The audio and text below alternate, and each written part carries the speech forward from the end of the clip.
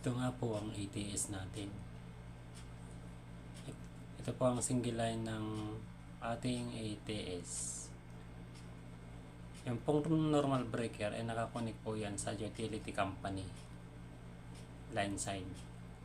At yun naman pong emergency breaker ay nakakonik po sa standby power, na madalas ay alternator po ang ginagamit dyan.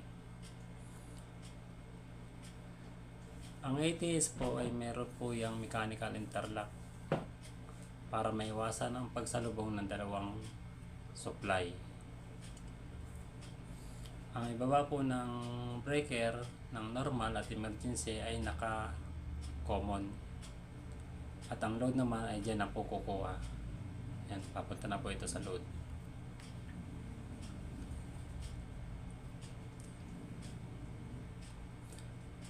Ang automatic transfer switch ay meron po yung ATS controller.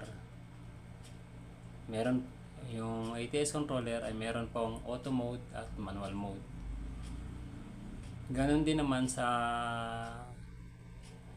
alternator, meron po siyang genset controller at meron din po siyang auto mode at manual mode. During automatic operation, kailangan ang ATS po natin ay naka-auto mode. Ganon din po ang ating standby power, kailangan naka-auto mode din siya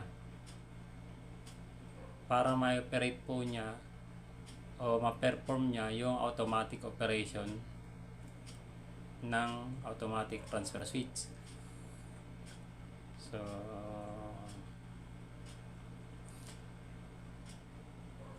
dagdag pa po dyan, ang ATS controller mayroon po yung dry contact. Yung dry contact na yun ay nangangailangan po ng dalawang wire. Papunta po yun dito sa genset controller. Yung pong wire na yun ay para sa signaling kung kailan dapat umandar ang alternator. Yung command po para umandar ang alternator ay manggagaling sa ATS controller. Pag na-receive naman ng genset controller na nag-command ang ATS controller na kailangan niya umandar, magbibilang naman po ang genset controller para paandarin naman niya si engine. So, ganun po ang scenario niya. Meron din po itong dalawa pang wire na papunta din ng battery charger. Ito po kasing standby power na alternator. Meron po yung genset controller na kumukonsumo ng power galing sa baterya ng engine. Ngayon, kung matagal pong hindi nagagamit ang alternator na ito, yung baterya po niya ay nalulubat kasi nakukonsumo nga po siya ng genset controller. So, bali 4 na wire po ang kailangan gamitin. Pwedeng number 12 or number 14. Yung dalawang wire para sa battery charger at yung dalawang wire ay para naman sa signaling. Kailangan yung pong wire na yon ay hiwalay ng pipe. Hindi po pwedeng isabay sa paghila nitong wire na to. Ito kasing side na to ay power cable na po ito. Mula dun sa emergency breaker, papunta na po yan dun sa terminal ng alternator. Madalas wire na po yan. Dapat na yung 4 na wire ay meron siyang sariling pipe. Hindi po siya pwedeng isabay dito. Hanggat maaari, huwag isasabayan dyan. Kasi nga po, unang-una, pag hinila po yung wire na yan, kasabay yung maliit na wire, masusugatan po yung wire. Pangalawa, meron pong magnetic induction yan. Ang epekto po niya, kung isinabay po dyan yung maliliit na wire, nagkakaroon po ng induced voltage yung ating wire para sa signaling at sa battery charger. Lalong-lalo na po sa signaling. importanteng walang induced voltage yung wire natin sa signaling, kasi nga po sisirain po niya yung genset controller natin. So yan po, tuloy tayo sa operation.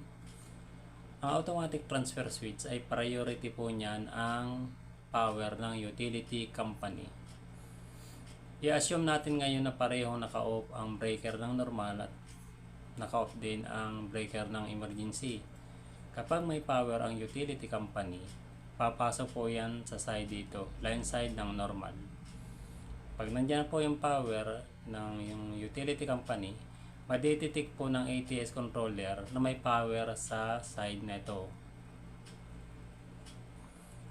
Pag na-detect po ng ATS controller na may power sa line side ng normal, magbibilang na po ito ng 5 seconds. Yun po ay factory set 5 seconds para i-transfer po niya yung ATS sa utility company. I-on niya po ito normal kung may power po dito. Pag nauna po yan, ang load po natin ay nakakonect na sa utility company. Yung power po niyan ay papunta ng load at hanggang dito lang. Kasi nga po, naka-off yung breaker at yung alternator natin ay hindi umaandar.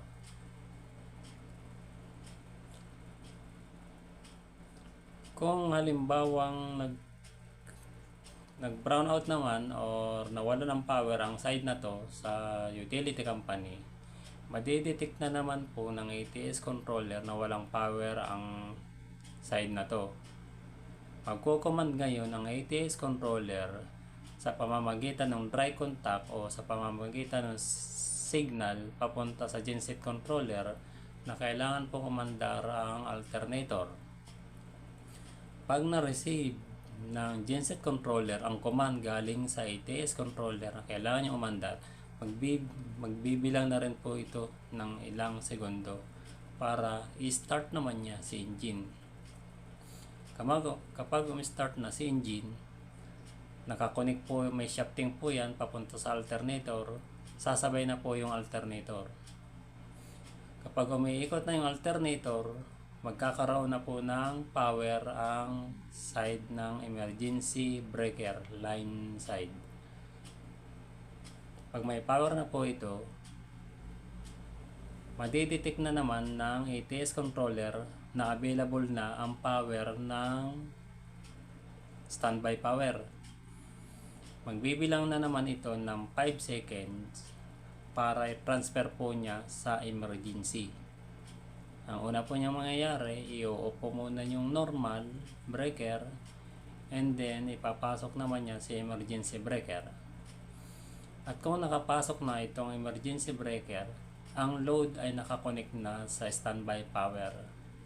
Yan, close na po yan, then papunta na ng load yung power. Kung bumalik naman ang power ng utility company, madidetect po ng ATS controller na available na uli ang power ng utility company. Sa side na to, may power na to. Magko-command po ngayon ng ATS controller sa genset controller para huminto sa pag-andar ang alternator. Kasabay ng pag-command niya sa genset controller, magbibilang na rin po ang ATS controller ng 5 seconds para i-transfer po niya ang ATS natin from emergency to normal. So, pagkatapos po niya magbilang, i-off po niya ang emergency and then ipapasok po niya ang normal. Pag nakapasok na ang normal, muli na naman kumukuha ang load ng power sa utility company. Pagka-receive ng genset controller ng command mula sa ATS controller na kailangan niyang huminto sa pag-andar, magko-cool down na po ito. Pag sinabi pong cool down, kahit available na yung power ng utility company, hindi agad siya mamamatay. Yun po ang ibig sabihin ng cool down. May mga alternator po kasi na pag nag-command si ATS controller kay genset controller na kailangan niyang huminto sa pag-andar, stop ka agad siya. Pero karaniwan po sa sa mga alternator natin ngayon, mayroon po siyang cool down. Ibig sabihin, pag nag-command na si ATS controller sa genset controller na kailangan niyang huminto, magbibilang muna si genset controller bago niya pahintuin ang alternator. Madalas tumatagal po yan ng mga 3 to 5 minutes. Pagkatapos po ng time na yon, hihinto na po ang engine kasabay ng paghinto ng alternator. Kung stop na po ang pag-ikot niyan, mawawala na po ng power ang line side ng emergency breaker, habang ang load naman ay kumukuha na sa utility company. Ang ATS po ay meron po yung mechanical interlock. Yan ang ibig sabihin po niyan. Ang dalawang breaker na yan ay hindi po nag-on ng magkasabay. Isa lang po lagi ang naka-on dyan. Pwede pong mangyari na pareho siyang naka-off, pero hindi pwedeng mangyari na pareho siyang naka-on. Kasi nga po, sabog po yan pag yan ay sabay na naka-on or hindi gumagana ang mechanical interlock. So, malaki po yung trabahong ginagampanan ng mechanical interlock dyan. Isa pa sa mga importanteng kailangan bigyan ng pansin, yung pacing po nitong dalawang ito ay kailangan pareho. Lalo na pag 3-phase po yung system,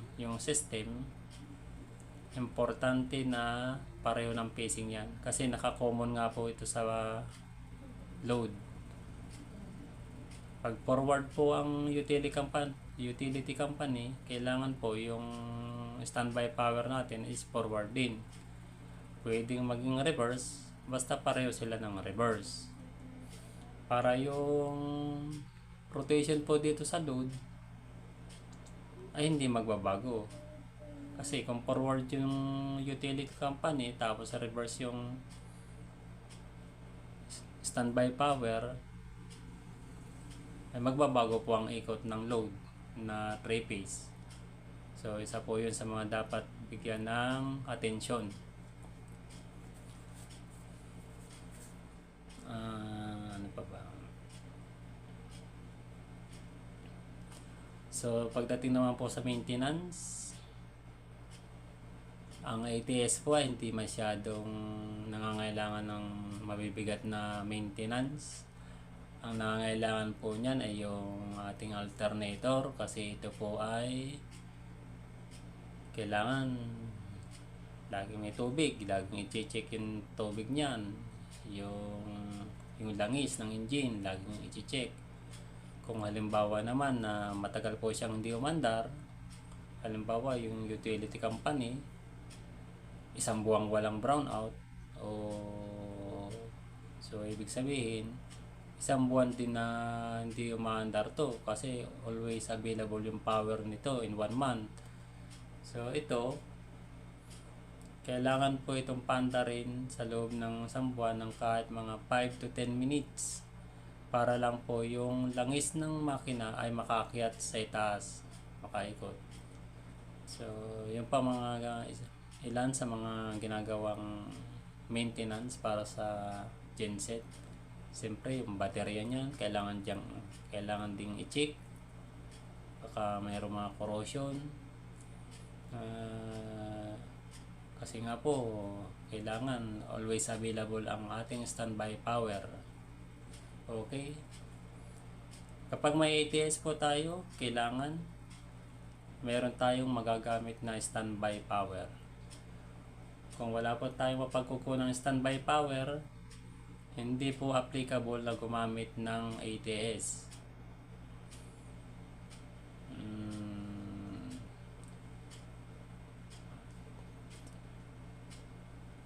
Yun nga po, tuloy tayo dun sa pagtesting ng isa nating ATS. Panoorin po ninyo. Marami pong salamat.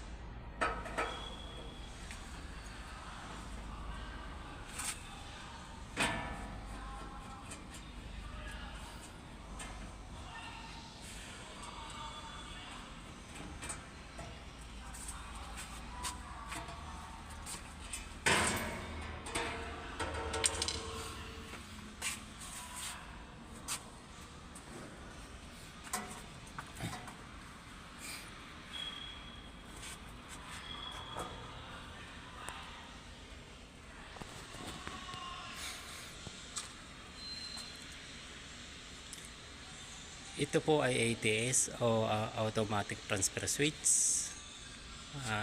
Shilling breaker, triple. 800 amperes.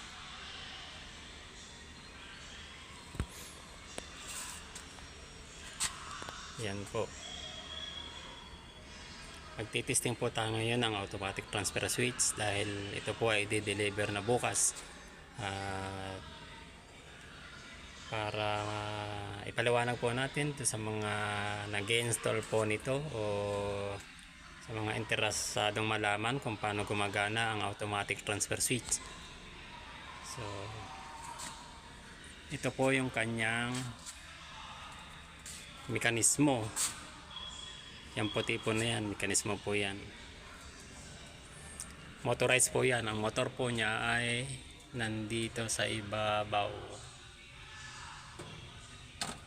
Yan po ang motor. Yan po yung nagpapatransfer dyan sa, yan yung nagpapagalaw dyan sa dalawang arm na yan. Tapos ito na po yung kanyang controller. Conventional type ang tawag po dyan. Pag sinabi pong conventional type, lahat po ng components nito, yung breaker, mayroon tayong relay, Meron tayong timer, tapos meron tayo ulit breaker para sa emergency, at yung isa ay para sa normal. Meron po tayong dalawang selector switch, meron tayong post button normal, meron post button emergency, saka dalawang pilot light, indicator ng normal at emergency. Winawire po yan isa-isa ng mga technician. Lahat po ng wire na nakita nyo ay winawire po ng mga technician.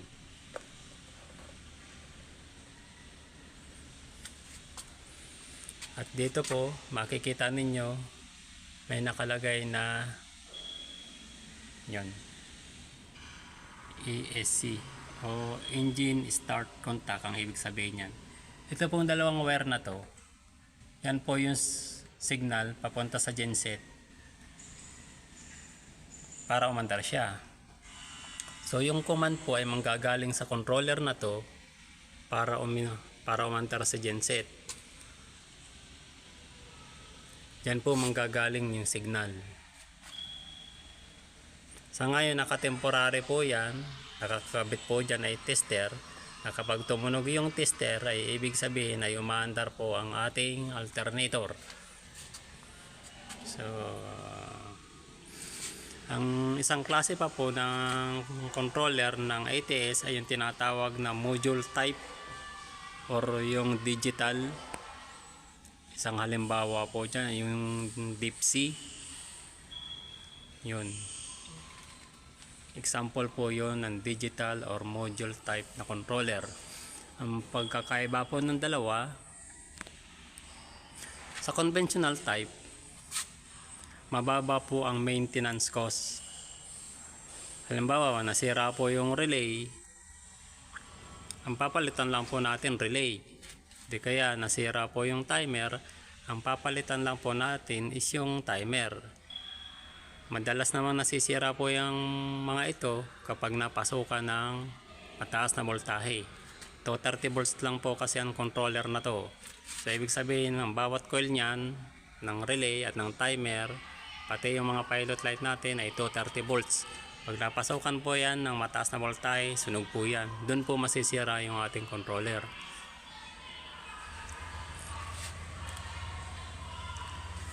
Doon naman po sa digital na controller, ang advantage po nito sa digital, yung controller po na digital, kapag nasira po yung electronic part po niya sa loob, may papalitan po ng buo.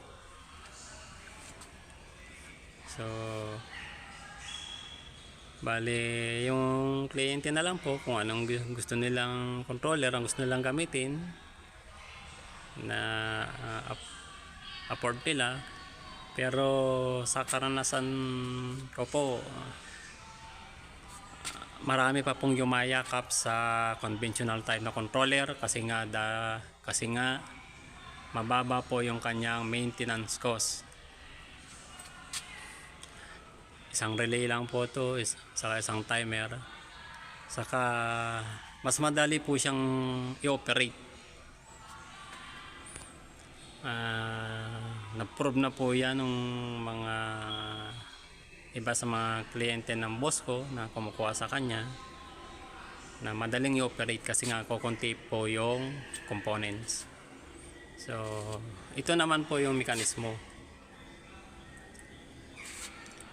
Itong puti na to, siya po yung mag-on and off doon sa breaker na dalawa na yan sa pamamagitan ng controller. Ito pong mekanismo nito na ito ay merong pang manual sa gilid. Ito po, ito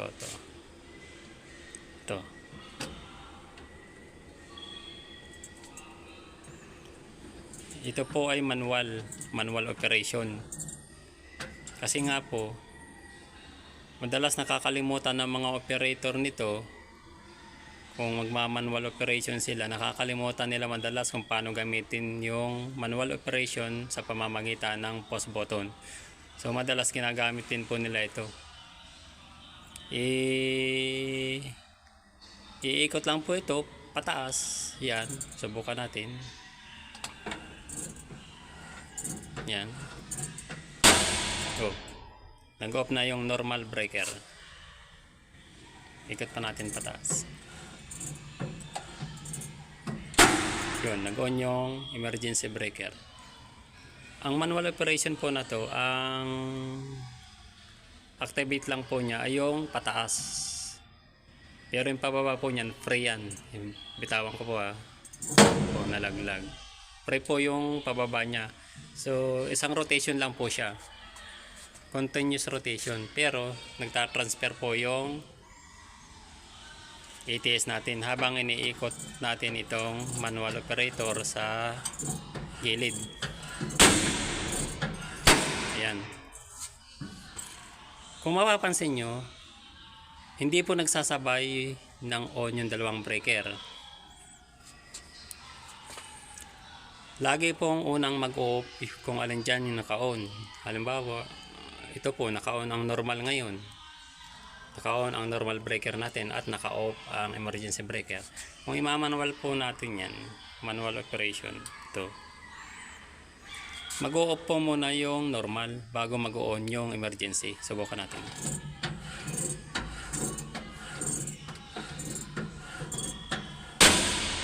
Yan, nag-off na po yung normal.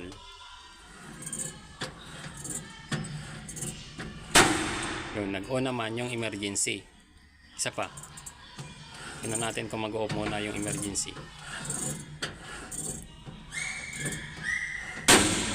Yun, nag-off na po yung emergency.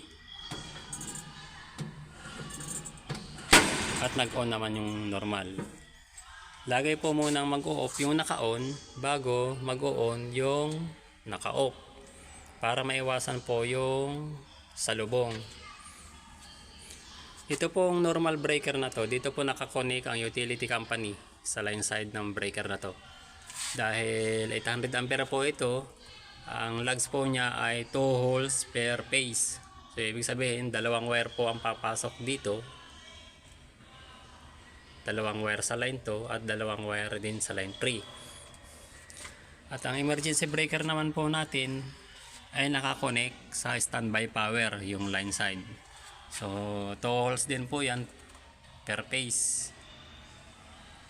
Dalawa sa line 1, dalawa sa line 2 at dalawa sa line 3.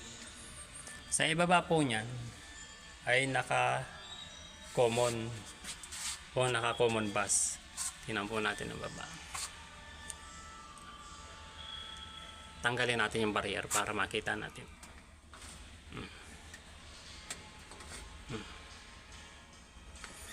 Yan. Yung line 1 ng normal ay nakakonek sa line 1 ng emergency. At yung line 2 ng normal ay nakakonek naman sa line 2 ng emergency. Yung line 3 ng normal ay nakakonek sa line 3 ng emergency. So naka-common bus po siya. Yung load po niya ay dito nako-connect sa mga lugs na to. 2 holes din po yan. Line 1, 2 holes, line 3, 2 holes, and line 2, 2 holes. Sa ATS po,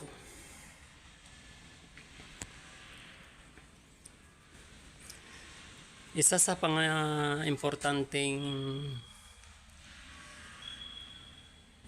mahalagang sa pagkakabit po ng mga wire, importante po na kailangan ay pareho ng pase. Yun po. Halimbawa, kung yung normal po natin o yung papasok nating utility company ay forward yung pacing, dahil 3 phase po ito, may pacing po yan. At kailangan yung sa standby power po natin ay forward din. O kung reverse man yung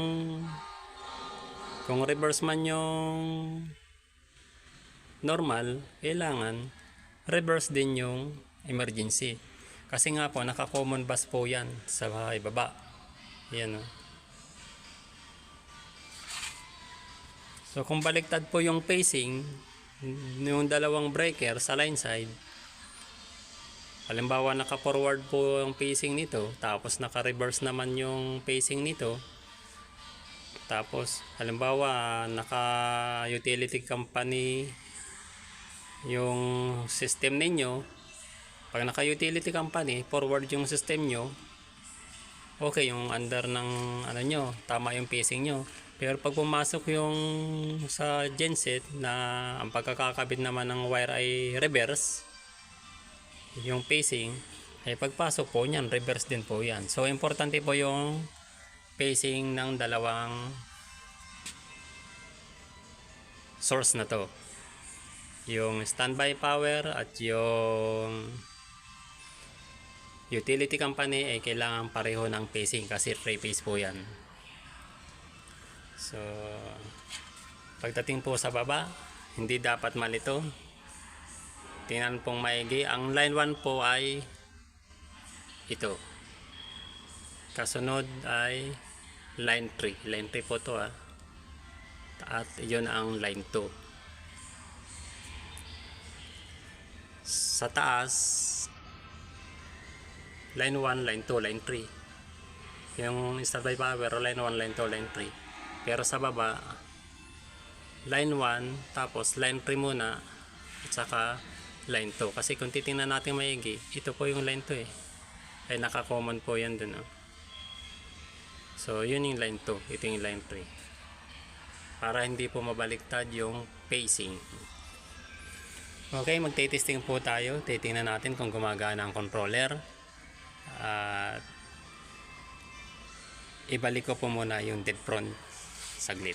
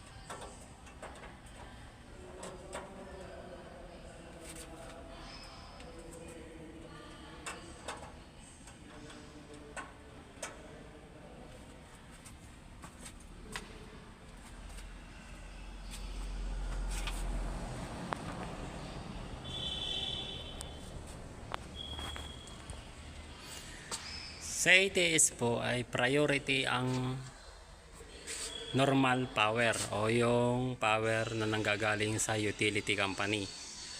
So, pag na-detect po ng ATS controller natin na ito na may power ang line side ng normal breaker, itatransfer po niya yan sa normal. Ito, normal. I-off niya po muna yung emergency and then i-on naman niya yung normal. Gumawa po ako dito ng mga indicators. Temporary po yan. Pagkatapos po nating mag-testing ay tatanggalin ko na po yan. Indicator po yan ng line side o indicator ng utility company at indicator naman ito ng standby power kung available siya. So, try po nating ipasok ang power ng utility. Okay.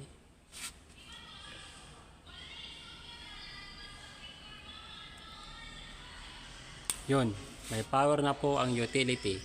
Magka-count po yung ating ATS controller, magta-timer po yan para i-transfer po sa yan, nagta-timer normal.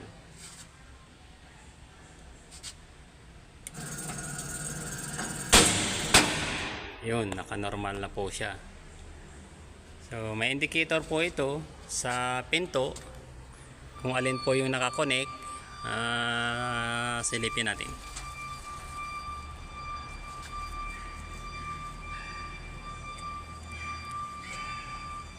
Yan. Ito po yung indicator na yung utility company po ang nakakonect sa load. Ibig sabihin, itong breaker na to, naka-on na po yan. Okay? I-transfer natin sa emergency.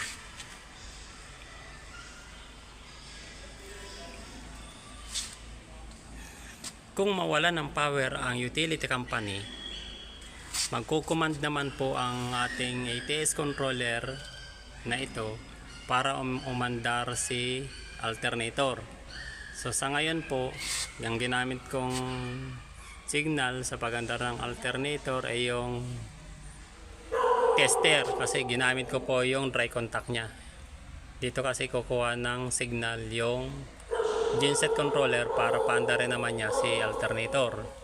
So pag tumunog po yung ating tester, ibig sabihin umaandar po yung ating alternator. Okay, patayin po natin ang power ng utility company.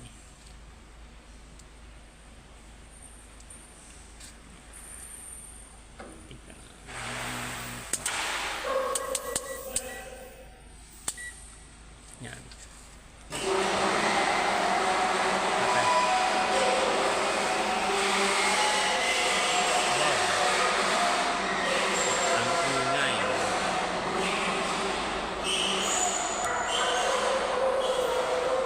Tigil po muna tayo.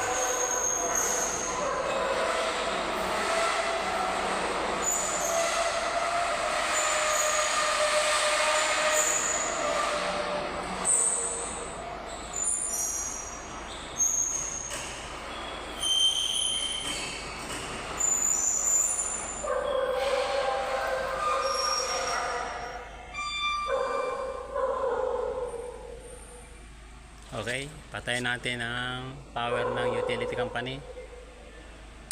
Ayun, umaandar na po ang ating genset kasi nawala ng power ang utility company. Pagkatapos po umandar ng alternator, papasok naman po ang power ng standby power. Yan, may power na po ang standby power. Pag na-receive po ng ATS controller natin na may power na ang standby power, magkakount po yan in seconds para i-transfer niya sa emergency. Yun, naka-emergency na po siya.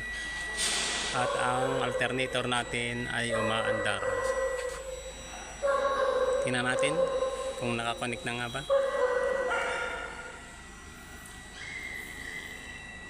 Ayan. Ibig sabihin po niyan ay nakakonect na po yung standby power sa load. At naka-off naman yung breaker ng normal.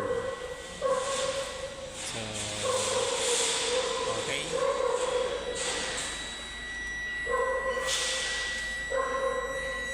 Pag bumalik naman ang power ng utility company, magko-command naman po ang ating ATS controller sa genset controller para mag-stop po yung pag-andar ng alternator. Kasabay po ng pag-command niya ay magka-count na rin po siya. Itong timer na to ay magka-count na po para i-retransfer po niya yung ating automatic transfer switch mula sa emergency papunta naman ng normal. So, try po natin. Ibalik natin ang power ng normal. Yun. Bumalik na po ang power ng normal. Namatay na po ang genset. Nagka-count po ang ating controller para i-transfer ang ATS mula sa emergency papuntang normal. Okay. Kung mapapansin po natin, available pa po yung source nung dalawa. Sa actual na senaryo po, pag nasa site na yan, nagko-cool down muna yung alternator bago po siya mamatay. Madalas po yan 3 to 5 minutes yung cooldown ng alternator bago siya mamatay. So, nag-cooldown po siya at okay na po yung genset, namatay na. Yun. Doon po mamamatay yung supply ng UT ng standby power kung hindi na po umaandar yung ating alternator. Okay, testing po tayo ng manual operation.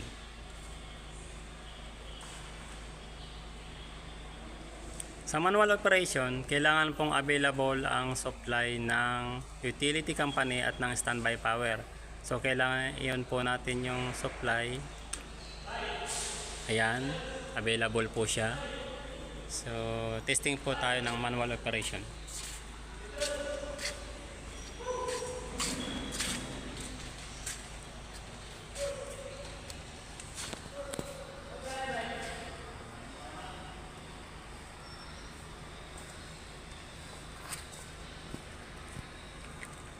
Sa manual operation, kailangan available ang source ng utility company ito at ng standby power ito na alternator. So dahil available naman po siya, para sa manual operation, ilalagay po natin ito sa manual mode yung ating ATS at sa test mode yung ating alternator. Kung mapapansin nyo po, tumutunog yung ating tester. So ibig sabihin, umaandar po yung alternator nyan. So try natin balik. Oh, namatay yung alternator. Test natin. Oh, umandar ang alternator. Kailangan kasi available ang source during manual operation. Kapag naka-manual na po yung ating ATS para sa ATS at ito naman ay para sa genset, pwede na po tayong mag-operate manually. Mamimili lang po tayo kung alin ang gusto nating ipasok. Tulad po nito, ito nakapasok normal. So pag pinindot pa po natin ang normal, hindi na po yan papasok kasi nga po nakauna po yung normal. Try natin kung may mangyayari pa. Oh.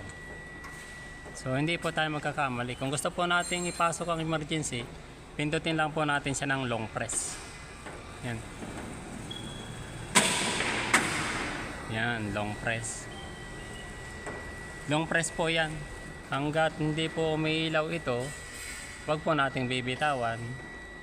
Kasi kaya maririnig naman po natin yung dalawang lagatok niyan.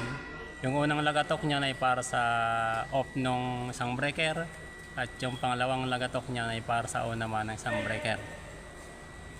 So sa manual operation, mamimili lang po tayo kung alin ang gusto nating ipasok. So subukan nating ipasok ang normal.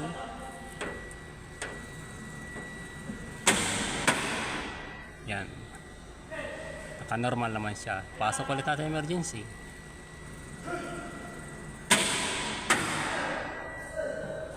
Ayan, okay po yung manual operation niya.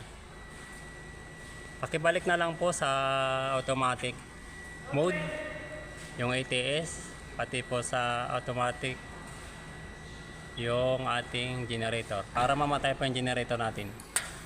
Yun, namatay na po yung ating generator. Then ibalik natin to sa automatic.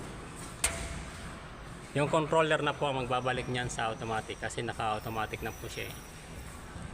Try natin kung magta-transfer.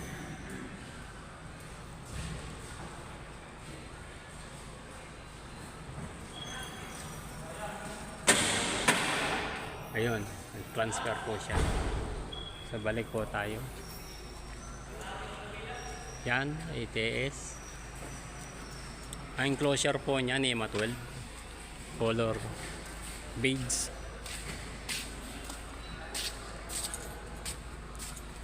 Ayan.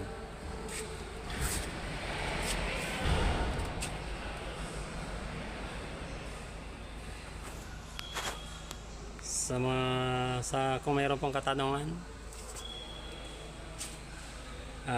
punta lang po sa vitariarnold63@gmail.com